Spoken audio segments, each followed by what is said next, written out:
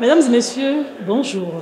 Je suis très heureuse de vous retrouver encore sur ces canaux digitaux ce vendredi 17 mai 2024 sur Révélation, votre émission qui nous permet d'aller à la découverte de la haute science, de la métaphysique, de la spiritualité, de la tradition africaine, qui nous permet également d'aller à la découverte et dans les confins de notre tradition, du vaudou. Et bien sûr, puisque notre invité est un prêtre de Fa, d'aller quelquefois dans les méandres du Fa. Je suis Senali Aglago et toute l'équipe derrière vous salue par ma voix, l'équipe de préparation et de réalisation donc, de cette émission Révélation. Nous sommes honorés par vos nombreuses préoccupations que vous nous envoyez chaque jour pour que nous puissions en faire des révélations. Nous sommes également honorés que vous soyez nombreux à tapoter et à partager ce direct pour les personnes qui ne savent pas qu'il y a ce direct. N'hésitez pas, la connaissance se partage quand on l'a. Et ceux qui sont prêts à recevoir cette connaissance vont également partager et suivre cette connaissance. Donc, nous sommes heureux, nous. Vous le voyez, il est déjà là aujourd'hui. Il ne s'est pas fait désirer. C'est le professeur Kofi Aza, Dartoni Djesse Degbedo, le vénérable Nara, grand commandeur de l'authentique et universel ordre de la Reine Mère. Et avant de le saluer, je dis mes déférences à toutes les vénérées mères et aux vénérables pères d'honneur. Je vous remercie également tout un chacun d'entre vous, dans vos rangs, grades et qualités. Merci d'être là. Nous allons donc démarrer cette émission puisque je sais que vous vous impatientez. C'est vrai que l'affiche et le visuel de cette émission dit tout. Mais je vais quand même rappeler le thème d'aujourd'hui, c'est la dimension divine du serpent. Oui, vous êtes nombreux à demander c'est quoi dans, telle divinité dans, est-ce tel fa. Eh bien aujourd'hui, nous allons donc accéder à votre requête. Professeur, bonjour. Bonjour et bonjour à tous les Facebook, TikTok et YouTubeurs et à tous ceux qui nous écoutent en ce moment. Bien à vous. Voilà, à tous ceux qui nous regardent donc sur TikTok, c'est ça, les professeurs appellent TikTokers. Avec les enseignants, on apprend toujours. Et ceux qui sont sur YouTube sont les YouTubeurs. Et puis sur Facebook, vous êtes des Facebookers. Merci à tout un chacun d'entre vous. La dimension divine du serpent. Au travers donc de ce thème aujourd'hui, nous allons mieux comprendre ce qu'on appelle serpent, dent ou l'énergie aérienne, parce que dent fait partie des 4 éléments, l'eau, la terre, l'air et le feu. On va parler donc de ça tout au long de cette émission. Nous allons faire quelques rouages sur certains signes du Fa qui parlent donc de serpent et vous allez en savoir plus. Mais comme j'aime à le dire, ceux qui ont la chance de suivre ce live sont les plus heureux. Mais ceux qui n'ont pas cette opportunité pourront suivre plus tard sur YouTube. Vous n'avez rien perdu. Professeur Kofi Aza, on va faire un peu de pédagogie et de clarification de conception. On va faire comme si on était en salle de classe.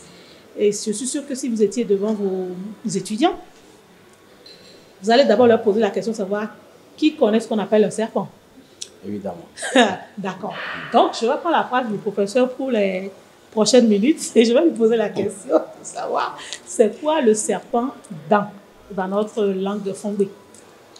Quand on parle de dent, en réalité, ça fait allusion à la divinité, mais en même temps au serpent. L'allusion faite à la divinité, c'est la déification de l'énergie aérienne qu'on appelle dent. Mais en même temps, dans notre tradition, dent est perçu comme le reptile, donc le serpent, nuisible ou inoffensif, parce que tous les serpents ne sont pas vénéneux, il y en a qui sont inoffensifs. Donc, la catégorie des reptiles serpents est appelée dent, mais en même temps, la divinité aussi est appelée dent. D'accord. J'espère que vous avez compris. Maintenant, professeur, je dis professeur, sinon les gens seront choqués sur Internet, même si je sais que vous, ça ne vous dira rien. Dent, c'est à la fois le nom commun donné à tous les serpents, venimeux ou non. Et quand on arrive en spiritualité africaine, et béninoise en particulier, quand on dit dent, on parle de la déification de l'énergie aérienne. D'accord, de l'air, pour faire plus simple. Voilà. C'est ça, hein? D'accord. Maintenant, quelle est la différence entre un serpent et un reptile? A priori, on parle de serpent quand il s'agit d'un reptile venimeux ou non. Reptile venimeux ou non? Ou non. Mais le reptile, c'est un nom générique qui désigne tous les animaux qui rampent ou même d'autres qui vont à quatre pattes, mais qui possèdent un corps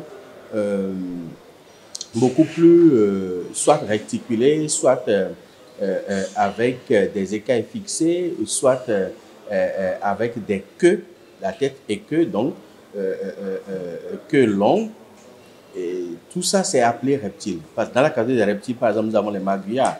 Et le maguillard n'est pas un serpent. Nous avons par exemple les caïmans. Et pourtant, le caïman n'est pas un crocodile. Nous avons les crocodiles. Nous avons également le dragon de Komodo, qui est un gros reptile, mais qui n'est pas un serpent. Donc, il y a le varan aussi. Le varan aussi, qui est également un reptile, mais qui n'est pas un serpent. Donc, on peut être reptile sans être serpent. Et comme on peut être serpent, on ne peut pas être serpent sans être un reptile. Non. Parce que tous les serpents sont des reptiles. D'accord. C'est là où je commence par... Tous les serpents sont des reptiles, mais tous les reptiles ne sont pas serpents. Quand vous avez affaire à un enseignant, c'est toujours compliqué. Ma prochaine question, c'était de savoir, est-ce que tous les serpents sont des reptiles? Mais la réponse est non. Non, tous les serpents ne sont pas reptiles. D'accord. Mais pourquoi depuis la nuit des temps? Non. Non, vous avez dit quelque chose. Tous les serpents ne sont pas des reptiles. Mais tous les reptiles? Tous les reptiles ne sont pas des serpents. Ne sont pas des serpents. Mais tous les serpents? Mais tous les serpents sont des reptiles. C'est quoi la différence? Tous les serpents ont la forme des reptiles. Ah, d'accord. Les serpents font partie de la catégorie des reptiles comme les maguillards, les lézards, les varans, les crocodiles. Mais tous les reptiles ne sont pas des serpents. D'accord. Voilà. En fait, ça veut dire que c'est comme on le dit, hein, quand vous voulez apprendre, quand vous voulez avoir la connaissance, il faut réfléchir comme un enfant. C'est ça, hein? Exactement. Parce que si vous ne commencez pas à faire de grosses réflexions, vous passez à côté. D'accord. Donc, désormais, sachez que tous les serpents sont des reptiles, mais tous les reptiles ne sont pas des serpents. Voilà. Parce que le professeur l'a dit, les reptiles, ce sont des animaux rampants ou non. Il y en a qui sont à quatre pattes, avec un corps réticulé, j'apprends des mots, ou soit avec des écailles, avec une tête et une queue. Okay. Voilà. J'apprends vite, non? Voilà. C'est comme les geckos, par exemple. Les geckos, oui. Sont des reptiles, mais ne sont pas des serpents. Serpents, c'est vrai. D'accord. Maintenant, pourquoi depuis la nuit des temps, professeur Kofi Azar, Vénérable Nara, pourquoi depuis la nuit des temps, quand on dit serpent là, tout le monde a peur? Venimeux ou pas, on dit c'est serpent. Oui, mais même les serpents qui ne sont pas venimeux ne sont pas inoffensifs pour autant. Hein. Ah bon? Non, il y en a qui ne sont pas venimeux, mais qui sont plus dangereux que les serpents venimeux parce que eux, généralement, il y en a beaucoup qui sont des serpents constricteurs et qui vous étouffent. C'est ça qu'on appelle constricteur. Voilà. Ils ont le pouvoir de vous étrangler, de vous étouffer. Ah, comme l'anaconda. Voilà, comme l'anaconda. Et après, vous avalez. C'est comme le boa également. Voilà, ceux qui sont des serpents constricteurs. C'est ça qu'on appelle khlibo chez nous, non boa là. Non boa, c'est rond. Rond. Voilà. Khlibo là, c'est quoi? Khlibo, c'est le cobra royal. Ah, d'accord. Voilà. Et c'est qui, entre les deux là, qui mange et qui dort après? Non, c'est beaucoup plus le hamancé. C'est comme les poulets. Voilà. Il faut dire que depuis la nuit des temps, le serpent fait un peu peur parce que le serpent est rattaché à une mythologie qui a déjà commencé par, dès le début, faire peur à tout le monde. Parce qu'on estime que le diable, une fois sur terre, a pris le corps du serpent et a introduit l'humanité dans l'erreur. Il faut aller de l'histoire d'Adam et d'Ève. Exactement.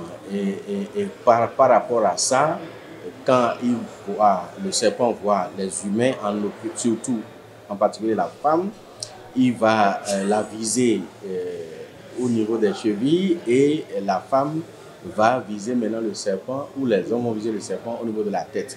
Bref, c'est une manière de dire que, pour dire que le serpent depuis la nuit des temps est un animal dangereux alors qu'il n'en est pas du tout. Pas du tout d'ailleurs. Et en dehors de ça, le fait que le serpent, certains serpents soient venimeux ou constricteurs, donc la dangerosité du serpent vis-à-vis de l'homme fait qu'on estime, on a peur, et cette peur-là est cultivée de génération en génération, même dans presque toutes les peuplades, en fait. Oui, mais comme moi, j'aime Vous titillez un peu. Vous avez dit que le serpent vise la femme au niveau de la cheville et le serpent au niveau de la tête. Moi, il n'y a rien compris. Je peux comprendre? Ça, ce sont des allégations bibliques au niveau des Pentateuques. Quand on parle des Pentateuques, quand on parle de la Genèse, en fait, Moïse a juste essayé de caricaturer. Ce n'est pas des... C'est des allégories, au fait, ce n'est pas des faits réels. Des historiettes. Oui, pas forcément historiques, mais les allégories sont des faits imaginaires pour exprimer une vérité. Ok. Voilà, ce sont des faits imaginaires pour exprimer une vérité. Et cette vérité-là, c'est ça, Moïse a caricaturé dans le principe adamique. Puisqu'Adam et Ève n'ont jamais existé véritablement, ce sont des principes. Non, vous promettez qu'on va en revenir? Oh, si vous voulez, on va en revenir. Ce n'est pas des individus qui ont existé, au fait. Pas du tout. C'est un principe, c'est un concept spirituel qui traduit une vérité. Et cette vérité-là, c'est la vérité de l'émanation des êtres. Cette émanation-là est basée sur le principe de la dualité, donc du positif et du négatif. Donc c'est là le principe adamique. Sinon, même bien avant, il y avait d'autres. Par exemple, la première femme est appelée Lilith, même si ce n'est pas son vrai nom, qui existait bien avant l'avènement de Ève en réalité. Donc, c'est juste des allégories qui expriment juste une vérité, mais ce ne sont pas des faits avérés, ce ne sont pas des faits vérifiés. Aussi, il faut souligner que la femme, en réalité, on nous a, par rapport à cette allégorie, caché sa vraie nature, qui est au fait le révélateur des choses de l'ombre. En fait, ce que Moïse voulait révéler par là, c'est que la femme est l'expression de la révélation spirituelle, alors que l'homme est l'expression de la révélation physique. Donc, entre le physique et le spirituel est plus puissant que le physique. Et c'était pour dire que les choses les plus secrètes, les plus hermétiques, sont détenues et révélées par la femme. Pourquoi le serpent, en voulant s'adresser à ces deux premiers hommes, a préféré s'adresser à la femme? Et pourquoi quand la femme est allée vers l'homme, l'homme n'a pas réfléchi et ne s'y est pas opposé? Je dis bien que c'est une allégorie, ce n'est pas des faits réels, mais c'est pour exprimer un principe. Et pourquoi la résurrection divine je dis résurrection divine parce que c'est également une allégorie de Jésus. Pourquoi c'est une femme qui est la première personne à découvrir cette résurrection divine de Jésus? Donc, c'est pour montrer le caractère spirituel, mais hautement révélateur de la femme à l'humanité. Et c'est pour ça qu'on a traduit par ça. Ce que j'aime avec le professeur Kofi Azar, c'est qu'on peut, à travers une émission, découvrir d'autres thèmes d'émission. Donc, on parlera un jour de la femme. Il n'y a pas de souci. Voilà, merci. Ça fait 2 sujets, j'ai noté. Hein. Rappelez-moi ça, que je rappelle ça. D'accord. Professeur Kofi Azar, nous parlons donc de la dimension divine du serpent. Et nous remercions l'hôtel Golden Tulip qui nous accueille ce matin pour cette émission. Et j'aimerais vous poser cette question. C'est vrai que tout à l'heure, je demandais à connaître certains types de serpents en langue fongbe. Donc, je vais vous demander maintenant de faire l'exercice, de nous parler des différentes formes de serpents et leur race. Et puis après, donner quelques exemples en fongbe, puisque nous sommes au Bénin, pour que certains comprennent. Bon, si vous comprenez d'autres langues, vous y allez. Hein. Vous savez, déjà, nous avons 3 grandes catégories de serpents. La première catégorie, c'est c'est celle qui fait le plus peur, c'est les serpents venimeux. Et au niveau de ces serpents venimeux, le mamba noir est presque à la tête avec la vipère tente. Nous avons le cobra royal et également beaucoup d'autres serpents qui sont des serpents venimeux. Après les serpents venimeux, nous avons les serpents constricteurs. Et là, ce sont les grands serpents. Par exemple, de l'ordre des anacondas, des boas, par exemple, des pitons. Il y a des pitons qui sont vraiment grands, qui rivalisent même avec les anacondas et qui sont des serpents également constricteurs. Ici, on pense que le python est inoffensif. Non, tous les pythons ne sont pas inoffensifs. Il y a des pythons qui sont très dangereux. Et là aussi, nous avons des pythons qui sont des pythons constricteurs et qui également peuvent tuer même un être humain s'il le faut. Et après ça, nous avons de petits serpents qui n'ont ni venin, ni la puissance de construction, et également ne touche pas ou n'affecte pas dangereusement l'être humain. Et ça, c'est le petit serpent qu'on peut retrouver même ici comme également ailleurs. Yeah. Maintenant, ici, au niveau des serpents venimeux, nous avons par exemple le Jakarta.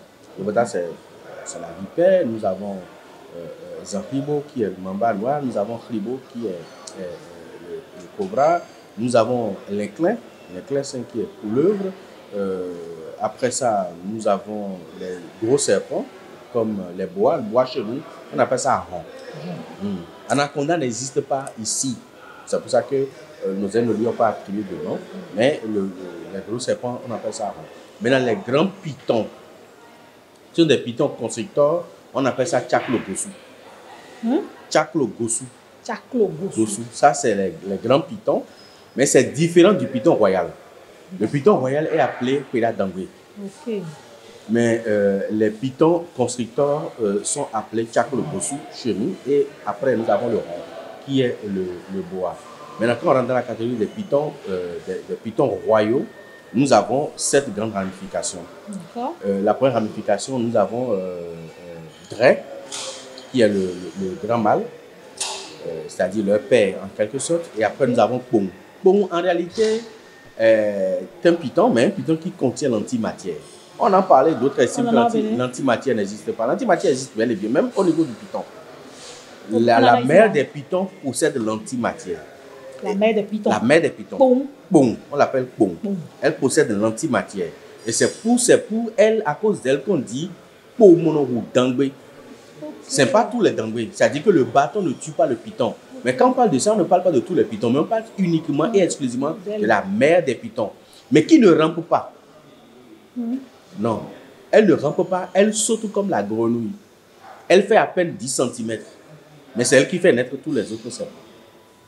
Elle fait à peine 10 cm. On en a au Bénin? On en a au Bénin plein. Mais c'est qu'on a du mal à la maîtriser parce que il suffit que sa tête touche un mur et puis elle est déjà derrière le mur. Okay. C'est pour ça qu'elle a l'antimatière en son sein. Et elle se fait de plus en plus rare. Je crois que c'est l'œuvre de la nature elle-même. Parce que si jamais on arrive à la domestiquer et à lui extraire l'antimatière, ça va être très dangereux même pour notre planète. Donc c'est pour ça qu'elle est difficile à maîtriser. Vous pouvez la croiser par le plus grand des hasards, mais vous ne pouvez pas la domestiquer. Parce que vous ne pouvez pas la contenir. Il y a un secret pour l'immobiliser, mais que je ne peux pas livrer parce que si jamais quelqu'un parvient à l'immobiliser et à lui extraire l'antimatière, c'est terminé. Vous serez coupable. Voilà. C'est comme une variété de singe qu'on appelle Zimblewawe. Zimblewawe, c'est une variété de singe qui vole. C'est un singe qui vole. Actuellement là? Actuellement. C'est un singe qui vole et qui détient la puissance de l'invisibilité. Donc quand il vous croise en premier, c'est fini. Il rentre dans l'invisibilité. Mais c'est un seul os de son corps qui contient l'invisibilité. Un seul os de son corps. Révélation. Qui contient l'invisibilité. Par contre, c'est dans la veine centrale comment dirais-je, du piton, de Pong. C'est dans ces artères centrales-là qu'on retrouve l'antimatière, qu'on peut extraire l'antimatière. Vous avez fait tout. Mais par contre, pour Zimblewawe, là, pour retrouver l'os qui lui rend, qui permet de se rendre dans l'invisible, c'est qu'il faut lui extraire tous les os du corps. Parce que ça peut changer pour ne pas permettre à ce qu'on puisse l'identifier exactement. Ça change d'un animal à un autre. Comme un jeu de cartes. Exactement. Donc, pour avoir cette puissance-là, c'est que vous le tuez. S'il vous laisse le tuer, et maintenant, vous allez le laisser pourrir pour retrouver les os. Maintenant, on sort les os, vous prenez un miroir, et vous prenez un os, et vous mettez ça sur la langue, entre les dents, et vous tapez dessus. Et quand on fait ça, quand vous vous retrouvez dans le miroir, c'est pas ça. Donc, on fait ça jusqu'à ce que l'os qui contient la puissance, là, quand vous allez mettre ça sur les dents, vous n'allez plus vous retrouver dans le miroir. C'est naturel. On appelle ça Zimblewawe. Professeur Kofi Asa, pourquoi c'est vous qui avez eu la chance de vivre tout ça là? Bon, je peux venir avec vous. J'ai été formé par les vieux, c'est tout. Donc, voilà comment on peut extraire l'antimatière, comment on peut extraire la présence de l'invisibilité au niveau de Zimble Huawei. D'accord. Maintenant, oui, vous êtes là, hein, j'espère. Je ne vous sens pas. En fait, je ne reçois pas vos bonnes vibrations par ici. Et je vous ai déjà dit la dernière fois que c'est quand vous tapotez, que vous partagez le live, que je ressens ça ici. Et puis moi-même, je suis inspirée. Vous voyez que c'est une mine d'or. On va lui tirer un peu, quoi. Il ne veut pas tout donner, mais il va donner un peu. Donc, il faut tapoter, il faut partager les directs et partager la bonne nouvelle autour de vous. Mettez ça sous feu. Tant que ce n'est pas un haut débit, vous ne polluez pas l'environnement. Restez dans les mains. Mettez ça sous feu pour que la personne à côté aussi entende. Vous lui aurez fait un bien fou, surtout qu'on est vendredi. D'accord? Je compte sur nous. Merci. Professeur, question. On était sur les différentes formes. Les différentes formes de oui, vous finissez alors. Donc, on a fait le père et la mère, qui est Kung. Après, nous avons le récit, qui est aussi un dangbe. Et c'est un python qui est beaucoup plus retrouvé aux abords des cours d'eau. Okay. Et c'est un python même qui nage. C'est un nageur. C'est un nageur, parce qu'il se nourrit exclusivement du poisson. J'ai raison de ne pas aimer mettre le pied dans l'eau. Donc c'est un python qui nage, qu'on appelle le récit. Et après, nous avons l'hippo. Okay. L'hippo, c'est un python qui peut se raidir. Un siroté. Et vous le prendre comme ça, et il va être droit, raide, comme un bâton, qu'on appelle l'hippo. Question de curiosité, c'est ça Moïse avait dit? Ah, ça je ne sais pas. Mais on peut le prendre comme un bâton quand il se raidit. Et nous avons par exemple maintenant Ava qui ressemble un peu à leur mère. Okay. Parce que Ava, c'est un python, c'est une femelle également, mais qui a des tailles courtes. Toujours. À peine 20-25 cm. Ah bon, il a dépassé un peu sa maman. Voilà, elle a dépassé un peu sa maman. Et puis, elle est un peu grosse, un peu corpulente. Okay. On appelle ça Ava. Et après, nous avons Beji. Beji, c'est le python, c'est un python des herbes. Et il est souvent sur les herbes. Et parfois, il est un peu verdâtre. Et quand il se retrouve dans les broussailles, on n'arrive pas à le distinguer. Voilà, on n'arrive pas à le distinguer avec les herbes. On le confond souvent aux herbes. Et après, nous avons lait. Lait, c'est le python qui est souvent... c'est un python long, léger, très mince. Il fait à peine 25 cm. Voilà, il est tellement mince. Et c'est le python qui s'enroule souvent sous les oreilles. C'est ce que les gens voient. Voilà, sous les oreilles des gens. Ou alors, il s'enroule tout autour de la jarre d'eau. Des jarres d'eau qu'on a dans les maisons. Il s'enroule autour de la jarre d'eau. On appelle ça lait. Et c'est également un python. Mais lui, il est un python beaucoup plus domestique. Il est beaucoup plus domestique parce qu'il se nourrit de petits rongeurs ou des insectes et tout ça. Donc, voilà, c'est un python. C'est un python. Voilà les différences. Ah oui, par exemple, par de la dimension divine, tu ne sais pas qu'il faut oublier qu'un python est un python. Hein. Bon, mais la question de curiosité maintenant. Oui. Python que nous avons à Ouida. C'est le python royal. Le python royal. Oui.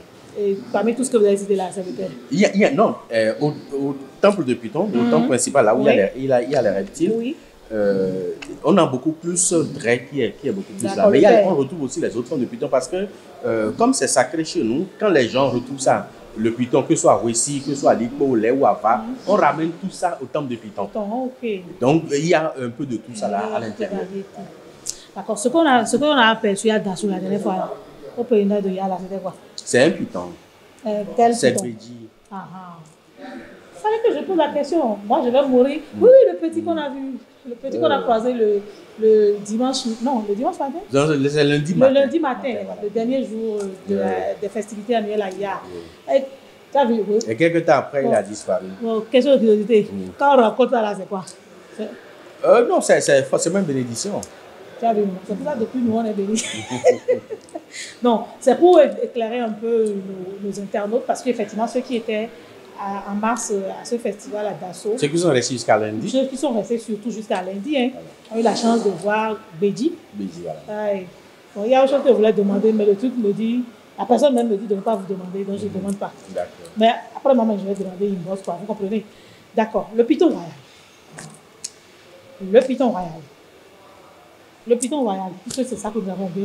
En fait, j'insiste là-dessus parce que j'aimerais que ceux qui sont de la lignée des pythons royaux, c'est vrai, hein? Parce qu'il y a des familles qui, les Koueda, les Kola, et puis d'autres familles au Bénin qui sont intimement liées au python royal. C'est comme le torpille en fait. Voilà, c'est leur ancêtre éponyme, c'est ça, hein, j'apprends vite. Donc, moi-même, ça m'intéresse parce que je suis en partie de là-bas. Donc, vous comprenez. Donc, c'est pourquoi je dis, si vous avez des préoccupations, envoyez-les, écrivez-les sur le numéro 97 18 13 13. 97 18 13 13. Et puis, on pourra vous répondre et prendre en compte vos préoccupations. C'est quoi, en quoi consiste le serpent déjà? Le serpent consiste, d'abord avant d'y aller là-bas, parlant du python royal, il y a deux formes que j'ai oblitérées qu'il faut rappeler. Ah, d'accord. La première forme, c'est le python blanc, qui est entièrement blanc. Oh, et ce python est directement lié à l'Issa. Okay. C'est ça qu'on appelle l'Issa-dent.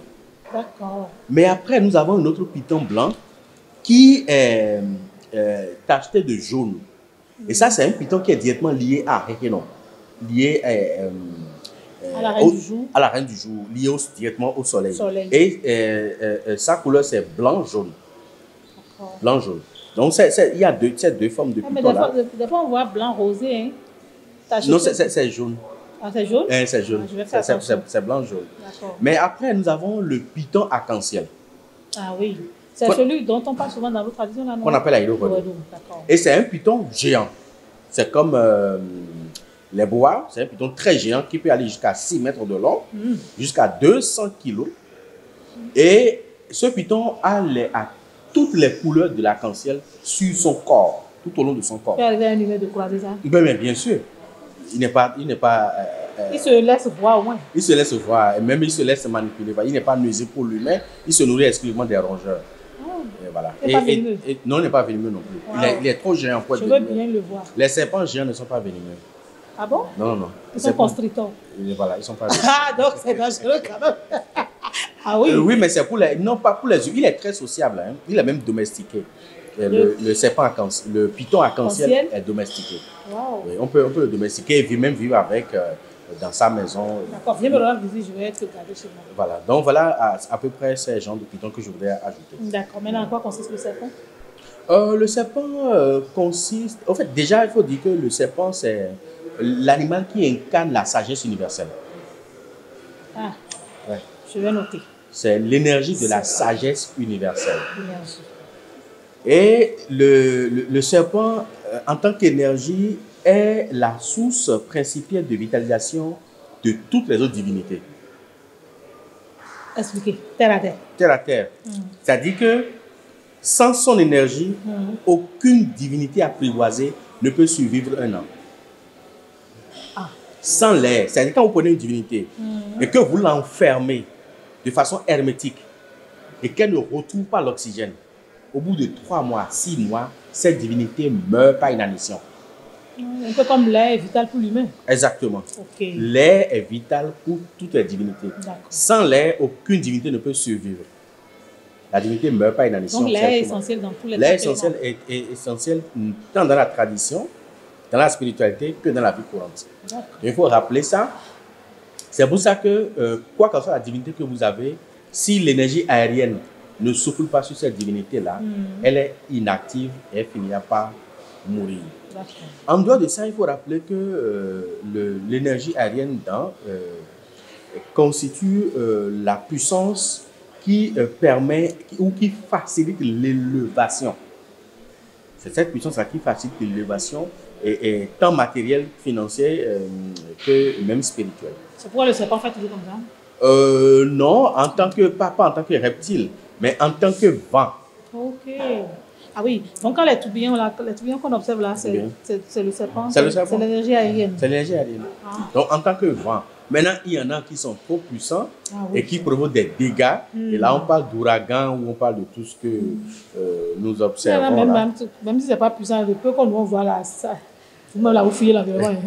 Donc, en résumé, le dent, sa particularité, c'est de propulser, c'est de hisser, c'est de faire évoluer. D'accord. Donc, l'énergie aérienne. Le serpent dont on parle, c'est l'énergie aérienne. Là, on est entré en spiritualité, c'est ça? Hein? Voilà. Et c'est l'énergie de la sagesse universelle. Et c'est cette énergie qui permet l'élévation, que ce soit économique, matérielle, financière, etc. C'est ça, hein? Même spirituel. Oui, oui, j'ai dit etc. Donc, spirituel, là, c'est ça, cela va de soi, puisque c'est cela qui nous intéresse, nous autres. D'accord. Puisque vous parliez tantôt du serpent arc-en-ciel, du python arc-en-ciel. On peut dire ça comme ça, non? Oui, le python arc-en-ciel. Le python arc-en-ciel, Aido, comme on l'appelle chez nous. Est-ce qu'il arrive qu'il se manifeste vraiment en serpent comme on le dessine? Vous avez dit oui, que ça existe. Oui, ça existe. En serpent, en reptile. Comme ça, on peut voir ça. Vraiment gros. D'accord. Oui. On peut trouver ça où? Oh, dans les... Si ce n'est pas domestiqué, c'est qu'il faut trouver ça dans les grandes forêts. Dans les grandes forêts. Mais dans les zones humides. Humides. Voilà. Ah, d'accord. Il est à la fois sur terre et dans l'eau. Non, pas, il ne rentre pas dans l'eau, mais il vit aux abords des zones humides. Les endroits bien forêts. Voilà. D'accord. Ok. Là, on a parlé du python royal. C'est vrai que j'ai une question qui revient souvent, hein, quand vous faites vos émissions, quand les gens réalisent sur vos pages et autres, c'est de comprendre davantage le python royal blanc, Lissa. On parle Lissa-dent, pardon. On parle peu du python jaune, mais bon, je pense qu'on gagnerait à en parler. Mais là, on va commencer par parler du python jaune. Est-ce qu'on peut le voir aussi, lui aussi? Oui, bien sûr. Il y a des gens qui l'ont domestiqué également. D'accord.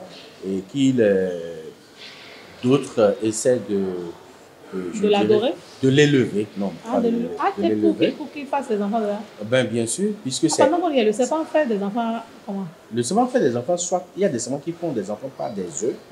Okay. Ils font des œufs et après les œufs vont éclore. Il y en a qui produisent directement, qui sortent directement les enfants de leurs entrailles. Okay. Donc, le serpent utilise des formes-là de reproduction. Ah, comme vous avez parlé d'élevation, je me suis dit, s'il n'y a pas mâle et femelle là, comment ils vont élever? Il y a il y a beaucoup de serpents qui sont hermaphrodites. Ah, c'est la curiosité où je veux avec nous. Ils ont tout, ils peuvent se reproduire. C'est comme les grenouilles, quoi. Ah, d'accord. Ok, d'accord. Maintenant, le python jaune. Oui. Caractéristique, qu'est-ce qu'il faut en penser quand on le voit? Quelle est sa dimension spirituelle? La dimension spirituelle, c'est que ce python est directement rattaché à l'énergie solaire, au féminin solaire. Ah, au féminin solaire, parce qu'il y a un masculin solaire. Il y a un masculin solaire, il y a un féminin solaire. Il est rattaché au féminin solaire. Puis également, c'est le python en quelque sorte qui incarne la richesse. Ah oui? Oui. C'est le python blanc-jaune, c'est lui qui incarne la fortune, la richesse au plus haut niveau. Le python blanc, il incarne le pouvoir et le prestige. Le blanc incarne le pouvoir et le prestige, mais le jaune incarne la fortune. Enfant, là, on l'appelle comment? Le python jaune, là? Son nom, enfant? Lissa-dent, Lissa-dent. Lissa-dent. Et l'autre, c'est Lissa-dent. L'autre, c'est Lissa-dent. Donc, le blanc uni, là, est directement rattaché au caméléon. Ok. Par contre, le blanc-jaune est rattaché à Nana Bloukou, qui est la mère des caméléons. C'est toujours féminin? C'est toujours féminin. Toujours. Pourquoi les masculins? Même le python arc-en-ciel aussi. C'est féminin? Mais pourquoi les masculins là? Non, en fait, cette féminité leur permet d'incarner la sécurité de la puissance, c'est tout. Oui, puisque vous avez dit que c'est souvent dans le féminin qu'il y a la sommité. D'accord. C'est bon ça à savoir. Hein. Maintenant, pour ceux qui vont poser la question, Lissa-dent, qu'est-ce qu'il faut en comprendre rapidement? Lissa-dent, c'est le serpent blanc. Prestige et pouvoir. Prestige et pouvoir, qui incarne le prestige et le pouvoir, et qui est rattaché au caméléon, mais également qui ne consomme pas d'huile rouge ni du sel. Et le jaune? Le jaune ne consomme pas l'huile rouge. Voilà. Seulement. Pour le serpent de Afrique, non, c'est l'huile rouge qui n'est pas bon. Mais par contre, pour l'autre, le caméléon, ni sel ni huile rouge. Ni huile rouge. Pour les personnes qui sont influencées par... Non, attendez. Pourquoi vous êtes pressé? Attendez. D'accord. Ah, d'accord. Vous parlez un peu plus fort.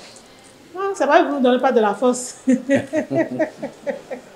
on va faire un effort davantage. D'accord. On va parler maintenant du serpent dans la divinité au niveau du phare.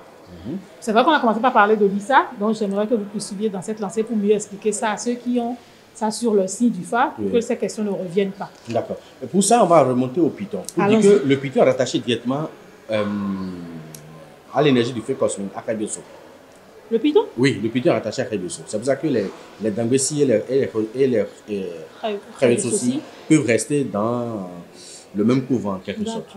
Maintenant, au niveau du phare, il y a certains signes. Je vais d'abord parler de lettres qui parlent directement de dents. Déjà, je veux parler de B qui parle de dents. Je veux parler de Woli. Et le B parle de dents Aïdo Wado. Le dent donc, de B, c'est Aïdo Wado.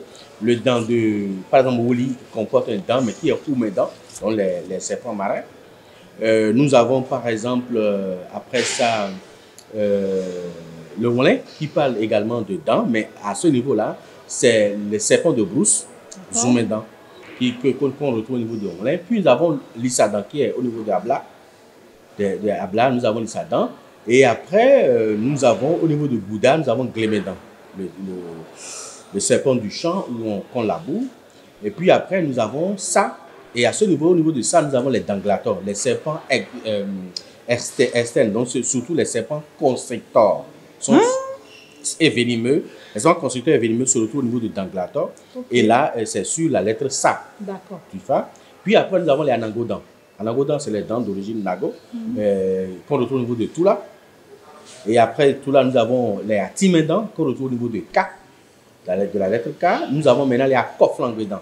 Akoflanguedans se retrouvent au niveau de Tché. Maintenant, il faut rappeler qu'au niveau de Tula, nous avons les anangodans, mais les Kweda Dangbe sont également logés au niveau de Tula. En dehors de ça, il y a d'autres signes du phare. Là, j'ai parlé que des lettres. Mais il y a des signes du phare qui n'ont rien à voir avec les lettres, dont la combinaison donne la naissance de serpent. Mais là, ça va être un peu fastidieux à explorer. Mais je vous promets que ces questions vont venir. Il n'y a pas de souci. D'accord. Donc, on va continuer. Là, c'est les divinités au niveau du phare. Des lettres, il y a B, il y a, peut-être pas clairement B, Woli, Moulin, Abla, Bouddha, Sa, Tula, Ka, Tché. C'est à ce niveau-là. Par contre, sur des signes du phare maintenant. Voilà, qui n'ont rien à voir peut-être avec la lettre, on peut retrouver également. On peut retrouver ça. Mais bon, si vous posez la question, il va répondre. Si vous ne posez pas, c'est tant pis. Non, j'ai rien dit. Et en matière de divinité maintenant, quels sont les serpents qui sont représentés au niveau des divinités? Au niveau de la divinité, le Lissadan est représenté, le Anangoda est représenté, le Kouradangbe est représenté, Aïdo Wado est également représenté.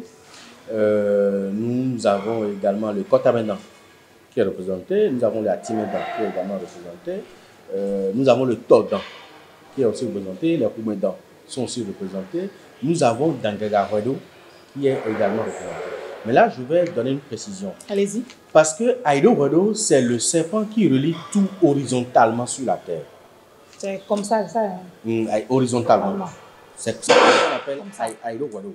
C'est lui qui le relie tout horizontalement sur la terre. Ouais. Mais dans Gaga Wado, c'est lui qui relie le ciel et la terre. Comme ça. Horizontalement. Donc les deux font une croix. Voilà. Donc, de façon horizontale, c'est Aïdo Wado. De façon verticale, maintenant, c'est Gaga Wado. Donc, Gaga Wado, c'est le serpent qui relie le ciel et la terre. Et Aïdo Wado, c'est lui qui relie tout horizontalement sur la terre. Donc, il faut donner cette précision. Pourquoi cette précision? Cette précision parce que le Dangaga Wado est beaucoup plus rattaché aux entités célestes. Oui. Voilà. Donc, lui, il descend. Et généralement, c'est lui qui ramène Crébesso. Si Crébesso doit descendre, le tonnerre, bien sûr, doit descendre sur la terre, c'est Dangaga Wado qui le ramène. Et il est également de l'ordre des Kweda Dangbe. C'est ça, on voit quand il pleut là? Oui, ça, on voit quand il pleut. Quand on voit les étincelles, là, c'est le Dangaga Wado. D'accord. Et Aïdo Wado, lui, fait comment? Aïdo Wado, lui, relie tout. C'est lui l'arc-en-ciel. Lui, on va très souvent. On va très souvent. Quand il est content, il se manifeste. Ou quand il vient apporter la fertilité sur une manifestation, la fertilité sur un village, la fertilité sur... Comme ce qu'on a vu... Comme ce qu'on a vu à Dasso, le jour même, début. Le jour même, on doit démarrer les cérémonies de Ya.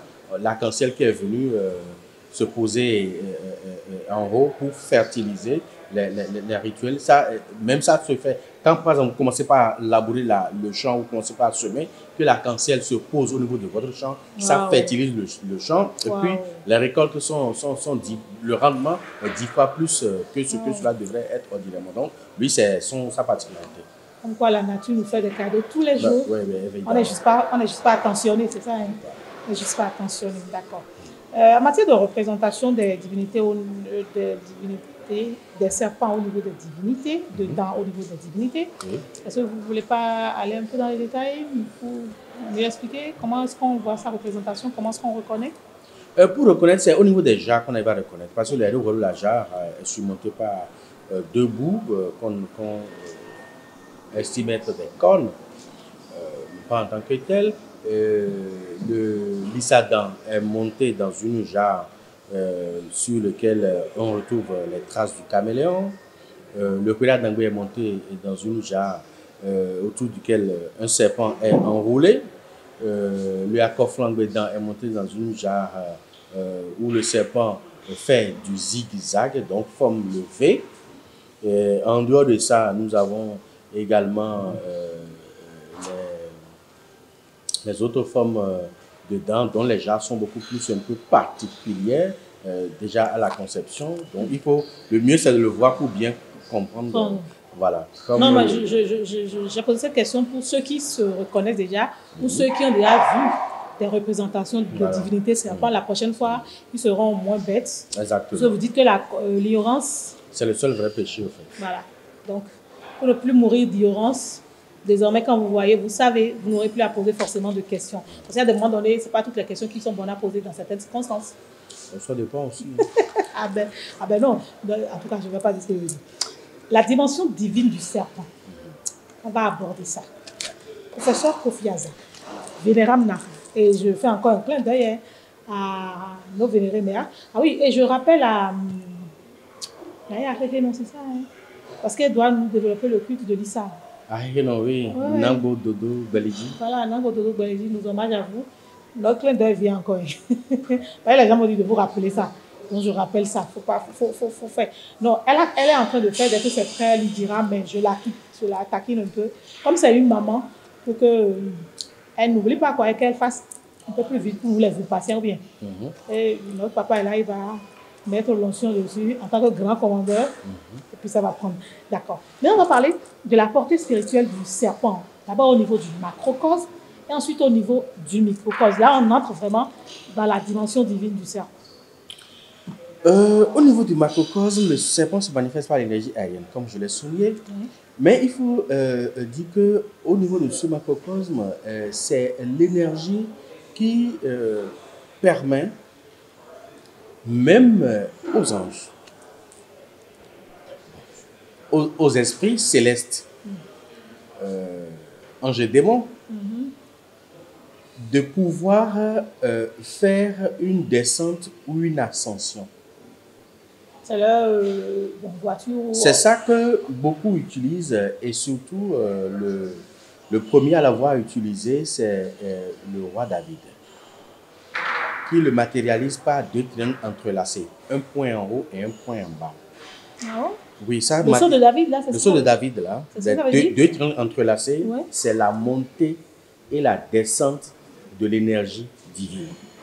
C'est-à-dire que n'importe quelle énergie, même si Dieu même doit descendre, va passer par l'énergie aérienne pour descendre. Et s'il doit remonter, il va passer par l'énergie aérienne pour remonter. C'est pour ça que ce pentacle est beaucoup plus utilisé pour faire descendre l'énergie divine et faire remonter également l'énergie divine. Ces deux triangles entrelacés, c'est ce qu'on retrouve généralement sur le drapeau de l'Israël. Voilà, c'est sur le drapeau de l'Israël. Donc c'est tout un sens. Hein? C'est tout un sens, c'est symbolique. Et cela traduit vraiment une réalité universelle. En dehors de ça, il faut également souligner que toutes les énergies dirigeables fonctionnent sur la base de l'énergie aérienne, sur la base de temps. Je donne un exemple. C'est-à-dire que je suis ici. Je fais une offrande à l'entité Sakwata qui est peut-être à 200 km. La divinité de la Terre. La divinité de la Terre. Je fais mon offrande ici à Cotonou et je dépose à un carrefour ou auprès d'une autre divinité. C'est l'énergie aérienne qui doit puiser l'énergie de cette offrande-là et aller et porter ça à l'énergie de Sakwata à qui j'ai envoyé une offrande. C'est la même chose pour toutes les autres divinités également. Mais quand je me fais un beau, je prends un piquet, je raconte n'importe quoi dessus, en bien comme en mal, et j'enfonce dans la terre. C'est l'énergie aérienne à travers les ondes telluriques qui portent cette puissance-là jusqu'à toucher l'individu négativement. Ou c'est comme du piqué. Donc c'est un conducteur. C'est un conducteur. Et ça permet également de relier tout. Et ça, je veux venir maintenant au niveau de la haute science. Allez à la haute science. Au niveau de la haute science, la téléportation est réalisée grâce à l'énergie aérienne.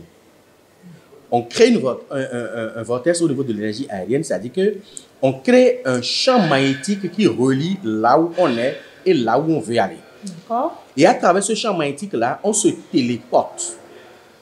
La téléportation peut être au complet, comme ça peut être juste spirituel. C'est-à-dire que quand on parle juste spirituel, c'est-à-dire que je laisse mon corps ici, je sors mon esprit, je rentre dans le vortex et je me retrouve exactement à l'adresse où je veux me retrouver. Et je fais ce que je dois faire et je reviens encore par ce même canal. Puis après, j'efface le tableau pour faire disparaître la condensation de l'énergie aérienne. Nos ancêtres faisaient ça. Bon, la téléportation, même jusqu'à aujourd'hui, c'est un jeu, en fait. Beaucoup font ça pour un jeu. C'est pas ce que nous découvre maintenant. Non, pas du tout.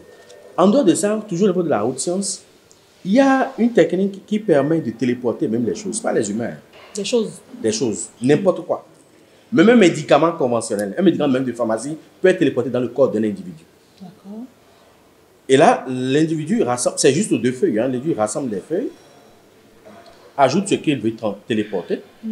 Si c'est par exemple un médicament. Oui, des médicaments. Pour quelqu'un qui est loin. Pour quelqu'un qui est loin, ça peut être un médicament traditionnel comme ça, un médicament moléculaire. Oui. Ou des tessons de bouteille. Ah oui. Ou même du sable, de la cendre. Parce que quand on téléporte de la cendre dans votre corps, ça provoque des fourmillements. Ça provoque la chaleur. Ça provoque la chaleur en vous. Vous avez une chaleur qui ne s'explique pas et vous avez des fourmillements dans le corps, des choses qui vous piquent dans le corps, ainsi de suite. On peut téléporter également du sucre pour vous donner le diabète, par exemple. Parce que le diabète est naturel et provoqué.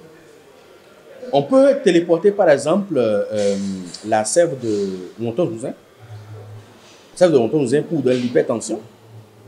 Donc, quand les éléments sont réunis et on met ce qu'on veut téléporter sur les éléments, on ajoute la poudre à canon et on y met le feu.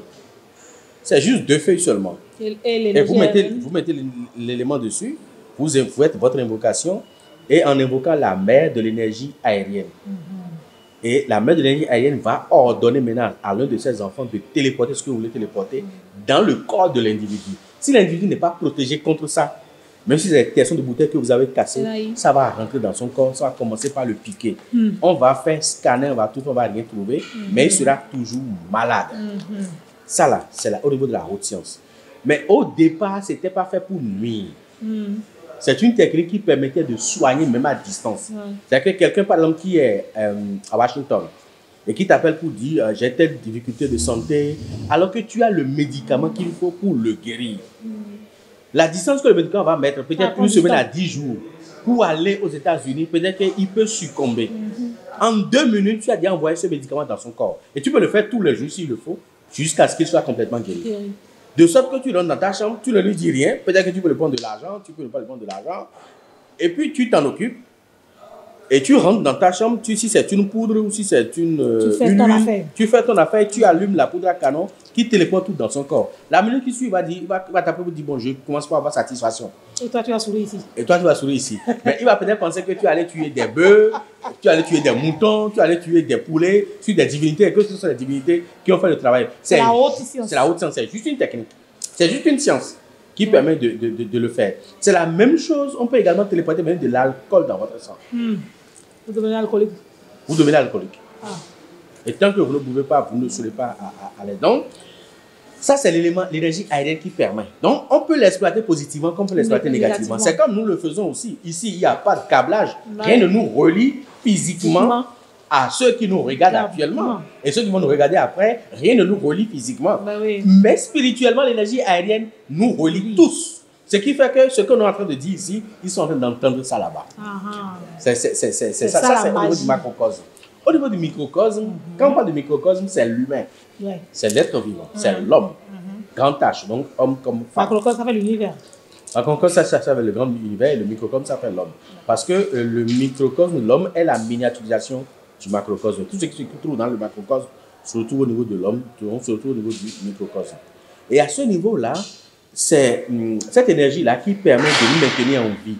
C'est à cause de cette énergie-là que nous inspirons. On appelle l'énergie vitale là. Voilà, nous inspirons que nous respirons. Le jour où on ne sera plus capable d'inspirer l'énergie aérienne, donc d'inspirer l'air, notre corps ne sera plus nourri et c'est la mort assurée. Et c'est cette énergie seule qui est capable de se maîtriser. Parce que quand vous dites que vous voulez arrêter là, c'est difficile. Quand vous voulez contrôler l'air, non, on ne peut pas contrôler l'air parce qu'il se laisse. Il ne se laisse pas maîtriser, puis celui glisse gracieusement sans se laisser maîtriser. Donc, personne n'arrive à le maîtriser. Là. Maintenant, ça, on le retrouve, on l'identifie en puissance chez des gens. C'est vrai que tout le monde possède l'énergie aérienne. Ouais. Sans ça, personne ne peut survivre. Même les animaux. Tout le monde en possède. Maintenant, il y a des gens qui ont des particularités avec l'énergie aérienne. Et quand vous avez des particularités avec l'énergie aérienne, la première des choses qu'on remarque sur vous, c'est les fossettes. Ah, d'accord. Ouais. Quand vous prenez n'importe quel reptile, les premières des choses que vous remarquez sur le reptile, le serpent, c'est les fossettes. Ah, oui. C'est par là qu'on retrouve, qu'on identifie déjà l'énergie aérienne quand ça influence un individu. Je dis bien, tout le monde en possède, mais il y a des particularités, il y a des gens qui sont directement rattachés exclusivement à l'énergie aérienne. Et en dehors des fossettes, c'est des gens qui ont une certaine continuité de charme. Charme, là, je comprends. Voilà. Mais discontinuité, là, la discontinuité de charme, c'est quoi? C'est-à-dire que c'est des gens, à une période donnée, on les trouve vraiment séduisantes, sexy, belles, tout.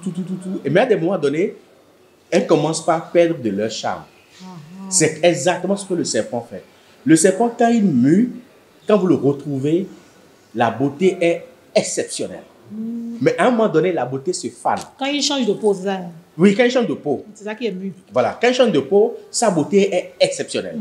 Et ça va durer peut-être quelques mois. Mais après, la beauté commence par faner. Et quand la beauté commence à faner, lui-même, il remarque que sa beauté a commencé par faner parce que les passants ne vont plus l'admirer. Parce que ceux qui sont influencés par le serpent, ils aiment qu'on les admire, hommes comme femmes. Ils aiment se mettre en valeur pour qu'on les admire, qu'on les apprécie et tout ça là. Donc, les gens se retrouvent. Quand le serpent regarde, constate qu'on ne l'admire plus, il commence maintenant par reprendre les murs et il va encore changer de peau pour redevenir encore beau, pour qu'on puisse l'admirer. Donc, c'est des gens qui ont leur problème. Il peut être affamé, mais il faut qu'on l'admire. Il faut qu'on l'apprécie, d'apprécier sa beauté. Donc, ça, c'est au niveau du microcosme. Mais en dehors de ça, il y a également des serpents, des individus liés aux serpents. Déjà, c'est des gens qui sont très inconstants. Qu'est-ce qu'on a dit dans l'inconstance? Ce qu'il veut le matin, à midi, il va refuser. Le soir, il va encore trouver. Ces gens-là se retrouvent. Il va encore trouver des superflus pour dire bon. Je ne veux plus ça. Non, Sarah, je ne veux plus. Il peut commander à manger tout de suite. Le temps qu'on ait acheté à manger, qu'on ramène là. Non, il va demander encore autre chose. Donc, c'est des gens qui sont difficiles à satisfaire. Tant matériellement, financièrement, même émotionnellement. Ils sont difficiles à satisfaire. Même émotionnellement. Même émotionnellement. Même dans la chosification des choses. Même sexuellement, ils sont difficiles à satisfaire. Aujourd'hui, il va se retrouver entièrement, il peut être satisfait ou elle peut être satisfaite. Et cette manière-là qu'on a procédé pour qu'elle soit satisfaite ou qu'il soit satisfait, on en fait la prochaine fois. Bon, là, c'est quand on parle de la... Parce qu'il y a des règles dans la chosification des choses. Voilà. On se dit, ben non. Bon, il faut changer de tactique. C'est la même chose qu'on avait fait la dernière fois. Elle était satisfaite. J'espère que vous comprenez. Donc, c'est des gens qui sont inconstants. Ils sont inconstants, émotionnellement et tout. Et c'est des gens, leur émotion peut virer en un quart de tout. C'est-à-dire que tout de suite, là, j'en connais, peut devenir agressif tout de suite. Mais c'est des gens, ils sont tellement serviables.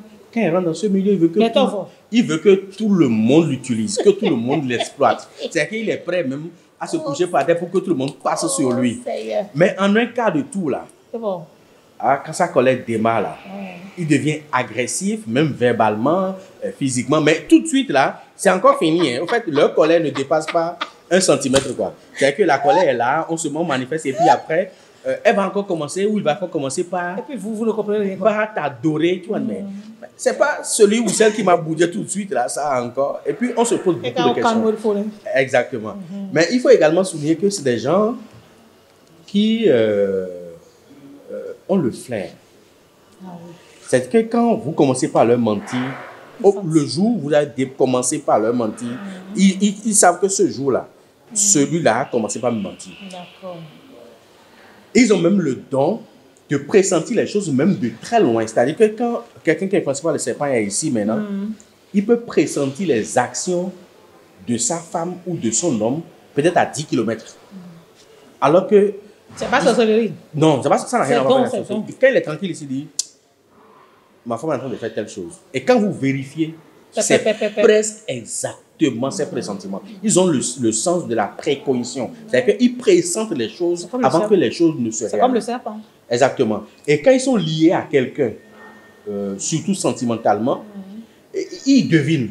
Bon, il peut dire, vous allez refuser, vous dire, c'est faux, tout ça là. Et il va accepter peut-être qu'elle s'est trompée. Mais elle sait en son point intérieur que c'est là. Il y a quelque chose qui ne va pas. Donc, c'est des gens qui cultivent facilement le flair. Je vais m'en arrêter là.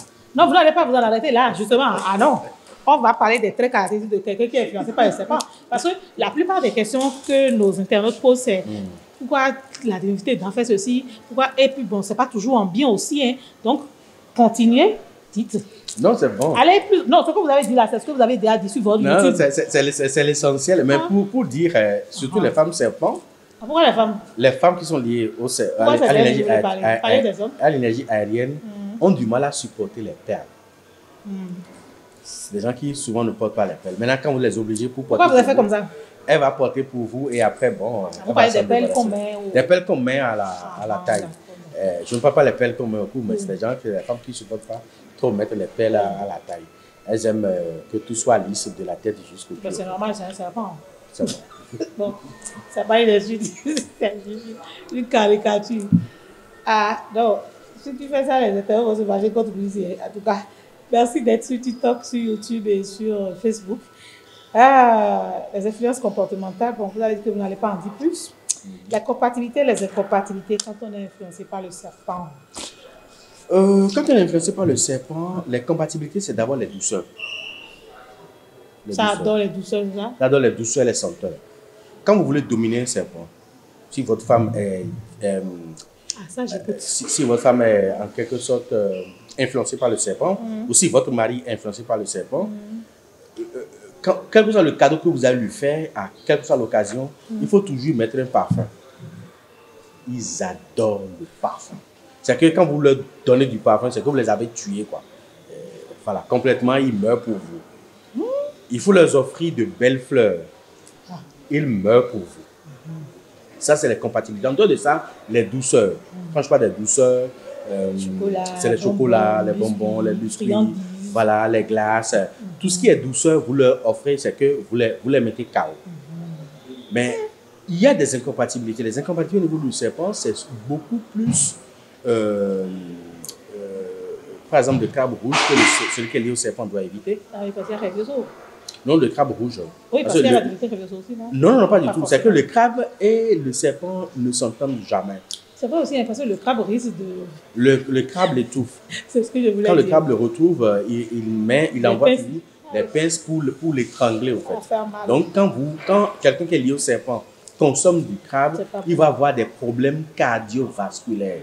C'est pour ça qu'on lui demande d'éviter. Même, on demande même à certains d'éviter même les crabes qu'on appelle à son. Les crabes ordinaires qu'on appelle à son. Les crabes d'eau douce. Voilà, celui qui est lié au serpent, quand il prend l'habitude de consommer les crabes, il aura des problèmes respiratoires. Voilà.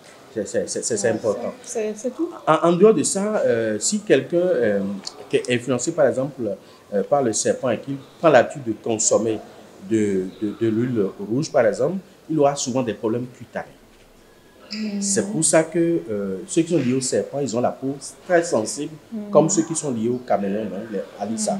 Donc leur peau est très sensible, donc ils doivent faire très attention. C'est des gens à qui on conseille même de consulter le dermatologue, même s'il n'y a aucun problème. Au moins tous les 2 ans de consulter un dermatologue pour analyser leur peau, parce qu'ils ont la peau très sensible. Pour éviter de couvrir des maladies. Pour éviter de couvrir des maladies à l'intérieur. En dehors de ça, il y a des variétés de serpents, par exemple, qui ne supportent pas de l'alcool. Il y a des variétés de serpents qui ne supportent pas le porc. Par exemple, les serpents qui sont liés au caméléon qui ne supportent pas le porc. Il y a d'autres variétés de serpents, par exemple, qui ne supportent pas le mil, le sorgho. Mil, là, c'est quoi en fait? Le mil, c'est l'icun. Sorgho, c'est aboku. Et quand ils consomment ça, c'est des gens qui développent souvent des problèmes, des maladies liées au sang. Quand ils consomment le mil et le sorgho. Mais par contre, quand ils consomment le gombo, ils développent des maladies de ventre et de bas-ventre, surtout chez la femme. Donc, un homme qui est lié au serpent, qui consomme le gombo, par exemple, va développer des problèmes d'hernie, hernie discale, des problèmes de foie, des problèmes d'indigestion, ainsi de suite. La femme peut avoir ses menstrues très perturbées, peut développer également des problèmes gastriques et tout ça. Donc, on leur demande d'éviter ça. Donc, voilà quelques incompatibilités. En fait, j'ai dit parce qu'ils sont nombreux à ne pas savoir et avoir fait tout ça. Ouais. Et je rappelle que les fruits aussi, surtout la banane, fait partir... Des incompatibilités? Non, des compatibilités. Ah oui, ils adorent manger la banane et le miel. Banane et miel, là. Ah oui. Quand vous offrez ça à quelqu'un qui n'influence pas les serpents, c'est que vous pouvez lui retirer tout ce que vous voulez. Quoi. Il y a ceux qui veulent faire à quoi les femmes. Non, ce n'est pas seulement les hommes qui vont offrir aux femmes. Les femmes aussi n'ont qu'à offrir. Les femmes aussi peuvent offrir ça. C'est même ça qui est mieux maintenant. Pour les maîtriser. Ah, là, je vous l'ai dit, mais le professeur a mis caché d'ici. Faites seulement. Ouais, vous nous dit. En tout cas, on parle sur Révélation aujourd'hui de la dimension divine du serpent. Et je sais que vous avez entendu beaucoup de choses. Je sais que vous attendez également que le professeur donne un petit cadeau à la fin. Est-ce que j'ai le cadeau, tout ce que je peux le dire? Bien d'harmonisation, vous n'avez pas tout le temps d'harmonisation, bien un rituel d'offrande, je ne sais pas, à l'énergie aérienne. Non, le bien d'harmonisation, qu'on peut le dire. Maintenant, ceux qui sont à l'excellation, ils auront du mal à pouvoir le faire à cause des plantes. Maintenant, ici, pour les évocations, on peut leur demander de regrouper de l'eau, de boissons sucrées. Eau, boissons sucrées.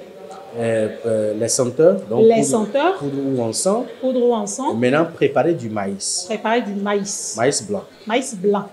Vous préparez correctement et quand c'est bien cuit, vous sortez ça, vous laissez refroidir, vous mélangez ça avec du miel. D'accord, vous préparez du maïs bien cuit. Avec ça, vous allez mélanger du miel. Peut-être dans votre cour ou dans votre jardin ou quelque part à bord de la voie, faites 3 tas. 3 tas de sable. De sable pour invoquer, piéger l'énergie aérienne pour lui demander tout ce que vous voulez. D'accord. Parce qu'avec le mélange de maïs et du miel, c'est un appel irrésistible à l'énergie aérienne qui va se manifester pour venir vous écouter et avoir ce que vous l'avez dit. Oui, d'accord.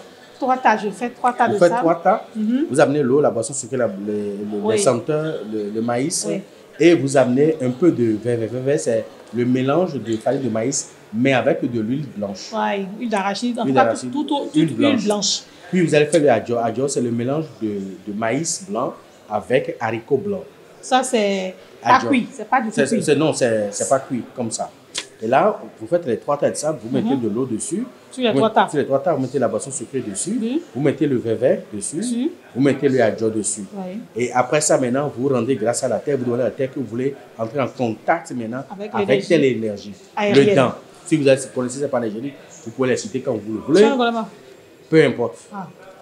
Et maintenant, avec 4 coris, vous demandez si le dent s'est manifesté. Si la réponse est positive maintenant, vous allez encore lui donner maintenant de l'eau, lui donner la boisson sucrée, lui donner la boisson forte. Et la boisson sucrée, l'eau et la boisson sucrée, et vous allez lui dire ce que vous voulez lui dire. D'accord. Et quand vous avez fini de lui dire ça, maintenant, vous lui donnez encore de l'eau, de boisson sucrée, et là même, vous l'offrez maintenant le maïs pour mélanger avec du miel. Voilà. S'il reste encore le miel, vous pouvez encore en ajouter. Wow. Et après, vous demandez si votre offrande est prise en compte. Avec les coris consacrés. Vous jetez si c'est bon. Vous levez et puis vous laissez tout là. D'accord. Vous allez voir. Vous remerciez toujours. Et les jours qui vont suivre, vous allez voir, même si c'est un petit changement, il y aura sur le plan matériel et financier. D'accord. Et les colis consacrés se vendent au cahier du professeur. 97 18 13 13. Donc, l'école du phare, c'est toujours là. Vous pouvez toujours vous inscrire. C'est très important. Le numéro est 97 18 13 13. Et puis, vous aurez toutes les informations. Nous remercions ceux qui ont eu la patience malgré la connexion d'être là. Nous remercions ceux qui ont posé des questions. Nous vous donnons rendez-vous vendredi prochain. Mais n'hésitez pas à suivre les canaux digitaux du professeur. Il y a toujours de bonnes choses. Maintenant, si vous voulez, allez sur sa page Facebook et puis chercher à intégrer son forum, sa communauté. Et puis, vous pourrez bénéficier d'autres informations. Pas besoin de dire de quel bord religieux vous êtes. Professeur, merci. Merci à vous. Eh bien, un plaisir de se retrouver prochainement pour un autre numéro de Révélation. Nous vous remercions. À très bientôt.